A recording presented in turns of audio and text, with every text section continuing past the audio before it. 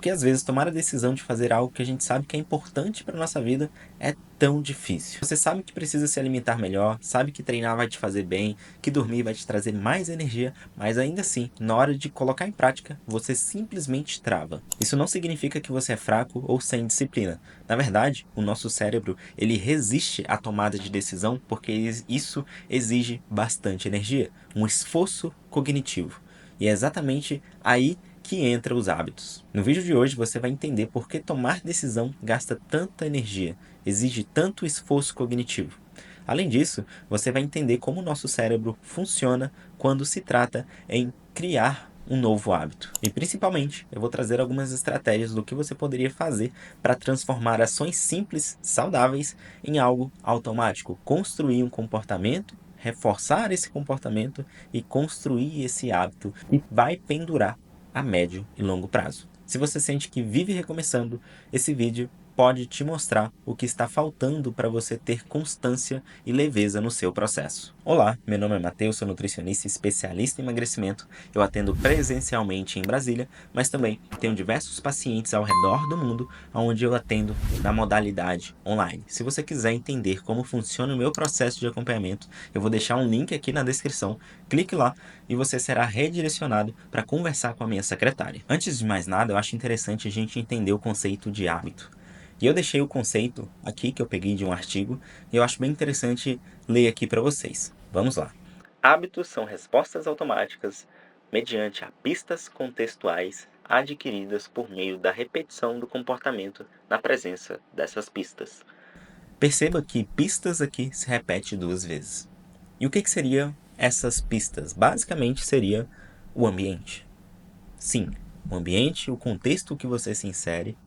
Se você estiver nesse ambiente, muito provavelmente que aquele ambiente será um gatilho para despertar aquele comportamento. De maneira simples, o comportamento você repete tantas vezes no mesmo contexto que o esforço parece ser mínimo. Você começa a executar de maneira automática sem precisar efetivamente exigir um esforço consciente. Sabe quando você escova os dentes, por exemplo, você não acorda pela manhã e pensa, será que eu vou escovar os dentes hoje? Eu tenho que pegar a escova, colocar a pasta de dente, colocar na boca, escovar os dentes? Não. Você simplesmente repete um comportamento que você realiza aí a vida inteira. Algo automático que você nem demanda tanta energia consciente para pensar, vou escovar os dentes. O interessante é que quando a gente pensa em hábito, ele não precisa necessariamente de motivação quando se tem esse hábito construído. Ele simplesmente acontece porque ele foi automatizado. E por isso que é muito inteligente por parte do nosso cérebro construir esse hábito, porque pensar demanda energia, gera um custo energético cognitivamente falando. Pensa no seguinte, quando você começou a dirigir, se é que você dirige, no início, você tem que prestar atenção, tem que pensar conscientemente em tudo. Você tem que pisar na embreagem, passar a marcha certinha, viu o quebra-mola, você tem que reduzir para a segunda marcha, enfim. São várias coisas que você precisa pensar conscientemente quando você está aprendendo a dirigir o carro. Mas com o tempo e com a repetição, dirigir um carro já não é mais um esforço consciente. Você simplesmente está ali no automático. O que é bem interessante pensando evolutivamente para o nosso cérebro, uma vez que antes a energia era escassa, construir esse hábito para que esse hábito repita um padrão, tipo um script, economize mais energia. Um dia, dirigir demandava muito esforço cognitivo e muita energia. Agora, mediante as repetições, você simplesmente faz sem pensar, sem demandar tanta energia. Você simplesmente para de negociar e começa a fazer. Simples assim. Vale a pena salientar que o hábito ele pode jogar a favor ou contra você. Você pode ter o hábito de comer fruta todo dia pela manhã, ou ter o hábito também de, toda vez que ficar estressada ou ansiosa, recorrer ao bendito chocolate ou ao doce para tentar aliviar esse estresse e ansiedade. E uma paradinha rápida aqui, se você estiver gostando desse conteúdo, já se inscreva aqui no canal, porque isso me ajuda demais. E agora que você entende o que é um hábito, é muito importante você entender que motivação dentro de um processo de emagrecimento ou em qualquer outro processo, tende a acabar. O hábito não, ele se perpetua pensando a longo prazo. E quando se trata de um processo de emagrecimento, a gente não está pensando em perder 10 quilos em um mês. Não, a gente precisa manter isso para a vida. Mais importante do que emagrecer é se manter magra. O que eu sempre tento falar para meus pacientes é que a parte de emagrecer é a parte, entre aspas, bem entre aspas, é a parte fácil, porque a parte difícil é se manter magra, se manter com aquele peso perdido, porque é muito comum a pessoa, dentro de um processo de emagrecimento, começar a emagrecer, perder bastante peso e volta a ganhar o dobro de novo, o famoso efeito sanfona. Isso geralmente acontece porque não houve algo para sustentar esse processo de emagrecimento, que foi o quê? O hábito. É o hábito que sustenta o processo de emagrecimento. E quando a gente pensa em emagrecer no começo, se alimentar bem, treinar, acordar, exige um esforço consciente, exige uma intenção maior.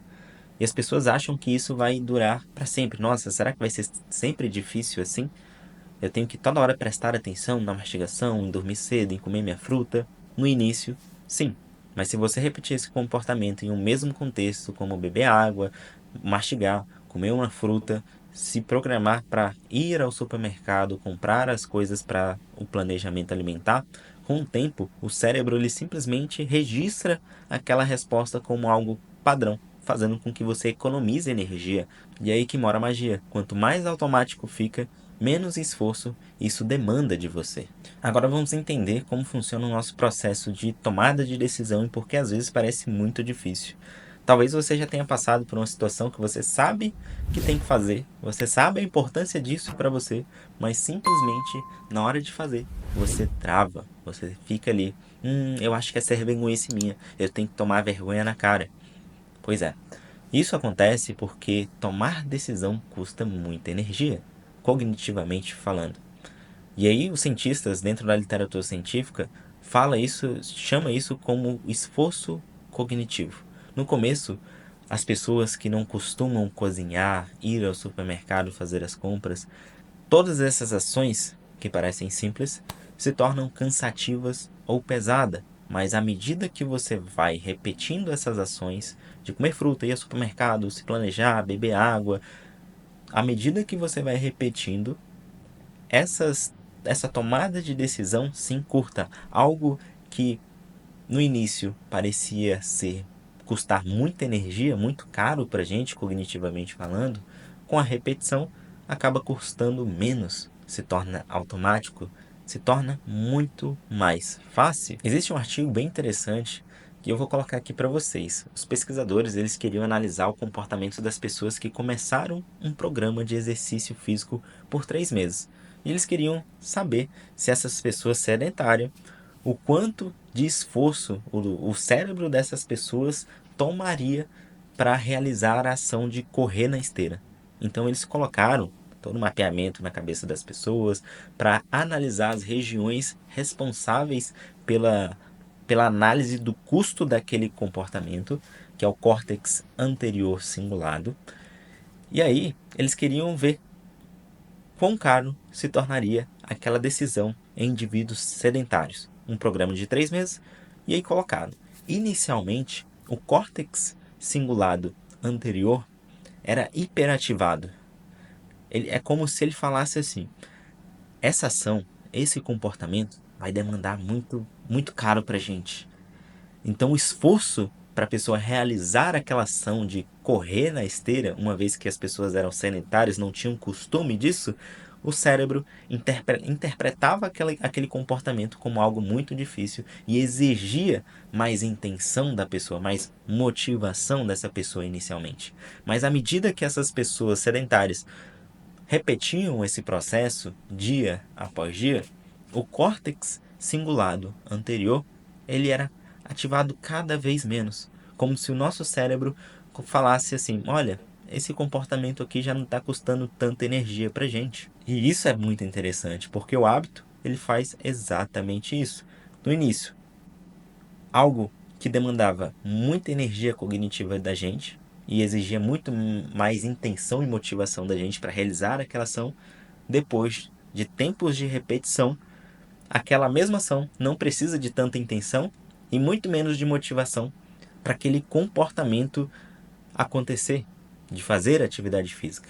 Isso é muito interessante. E como os hábitos são formados de verdade? A gente vai discutir agora um modelo de 3 fases. Formar um hábito não é uma mágica, na verdade, exige processo. E quando você tem esse processo na sua cabeça, fica muito mais fácil você aceitar que no início é mais difícil mesmo, que você vai passar por perrengues, porque você já estava esperando por aquela fase, porque você conhece o processo. E exatamente agora a gente vai discutir sobre quais são esses processos para construir esse hábito. A primeira fase é a fase cognitiva ou fase declarativa. É aquela fase que você sabe que é importante fazer aquilo ali. Você começa a analisar quais são os prós e contras e o porquê você precisa mudar. É uma fase mais de conscientização e é nessa fase que exige muito mais motivação e esforço. E é aqui que muita gente fica e não entende porque não muda. Você sabe e entende a importância de fazer alguma coisa, mas você simplesmente não faz. Por quê? Essa é apenas a primeira fase da construção de um hábito. E a fase número 2 é a fase da prática e reforço. E é aqui que a maioria das pessoas começam a desistir, porque a prática exige um pouco mais de clareza. Imagine você que está tentando se alimentar bem, mas não sabe o que comer, que horas comer, a quantidade que tem que comer. Você não tem estratégias claras para onde você tem que ir. Se torna muito problemático colocar a ação de se alimentar bem em prática. E nessa dúvida é aí que você começa a balancear. Não sabe o que está fazendo, então qualquer coisa que você fizer, tá bom. E como você não tem orientação e nenhum acompanhamento, é muito provável que você comece a desistir. Outra coisa, e a outra variável dessa fase número 2, é a fase de reforço desse comportamento. O que seria esse reforço desse comportamento? É que quando você está mediante a pistas contextuais, lembra que a gente falou do conceito de hábito? O ambiente. Quando você vai ao nutricionista ou no personal, por exemplo, ele sempre vai te dar um reforço. Você realiza uma atividade ali, um aparelho que o personal colocou para você realizar. Você fez e ele fala: Caraca, muito bom. Isso é um reforço, é um tipo de reforço. Quando você vai ao nutricionista, ele consegue ver que você está treinando, bebendo água, mastigando, comendo mais frutas, vegetais, e ele dá o reforço. Olha, parabéns, você está no caminho certo. Isso é um reforço. Quando você está sozinha, não tem ninguém te orientando, não tem ninguém pegando no teu pé, você não está dedicando energia e às vezes nem dinheiro nisso, é muito provável que você comece a desistir no meio do caminho. Por isso que a maioria das pessoas desistem na fase número 2, quando se trata de um processo de construção de um estilo de vida saudável, porque é algo mais complexo e que existe várias camadas. Por isso que é importante você entender que a prática, você precisa sim de uma orientação para tornar algo mais rápido e sem dor de cabeça, e que sim, precisa de um reforço, de um ambiente para favorecer aquele comportamento. E a fase número 3 é a fase de automatização. Essa é a fase boa, vamos assim dizer. Aquele comportamento que no início, se alimentar bem, fazer atividade física, demandava uma extrema energia, intenção e motivação, agora a energia é bem menor. Na verdade, se você só precisa aplicar uma pequena energia para fazer a manutenção daquele comportamento. Por isso que construir o hábito é algo muito importante quando a gente pensa no processo duradouro, para mudar de fato nosso estilo de vida para sempre. Porque depois que você constitui um hábito, ele vai custar pouca energia para você, só para fazer a manutenção, entende? E quando você constrói um hábito, o melhor de tudo é que você para de depender da força de vontade. É como se um hábito fosse instalado ali na sua cabeça e o esforço cai drasticamente, o que é muito interessante. Quando eu comecei a correr, e aí eu vou dar um exemplo meu, acordar às 5h30, 6 horas da manhã, para realizar aquela ação que era correr 5, 10, 15 quilômetros, era algo muito custoso para mim. Eu levantava, pensava, falava, caraca, eu acho que é melhor eu ficar aqui na minha cama deitado. O meu córtex anterior cingulado muito provavelmente ficava hiperativado, porque fazia aquela análise de custo e falava para mim, olha, essa ação que você quer fazer 5 horas da manhã, correr 10 quilômetros, é muito caro pra gente. é melhor você ficar na sua cama. Basicamente isso, tá? Mas com o tempo e repetição, hoje eu simplesmente acordo e faço o que tem que ser feito. Se eu estou cansado, se eu estou feliz, se eu estou triste, eu simplesmente saio. Porque é um comportamento que eu automatizei, mas que inicialmente demandou muita energia minha para isso se tornar automático. Agora a gente entra num tópico muito importante para entender quais são os maiores inimigos da criação de bons hábitos. Eu coloquei uma listinha aqui no meu computador e eu vou discutir sobre cada uma delas. O ponto número 1 é a falta de contexto estável. Se a cada dia você tenta fazer um hábito em um lugar, em um horário diferente, em uma situação diferente, o cérebro ele simplesmente não consegue entender e registrar aquilo ali como um padrão. E hábito, ele precisa de um contexto, um padrão estável. Porque se você não tem um contexto estável, não tem um gatilho. Se não tem um gatilho, não tem um hábito. Por isso a importância do ambiente. Um exemplo com um personal, se tem um personal, se você sabe que tem um personal na academia, aquilo ali vai ser um gatilho quando você acordar às 6 horas da manhã e pensar, nossa, será que eu vou para academia hoje? Não, tem um personal ali já te esperando, tem que acordar porque 10 minutos já tem que ele descer no prédio para treinar, ponto. Você repete esse comportamento e isso se torna um gatilho. E se tem um gatilho, você simplesmente realiza aquela ação. O ponto número 2 é a falta de recompensa imediata. O cérebro ele sempre busca prazer agora. É muito mais comum a gente ter um prazer agora, escolher algo que vai nos trazer um prazer agora, do que pensar daqui 30, um ano, 5 anos. Imagina, nossa, as pessoas sempre trocam por algo mais imediato. E é exatamente por isso que durante o processo é importante você colocar pequenas conquistas. Se você quer perder 10 quilos, coloque metas de 2 quilos a cada mês.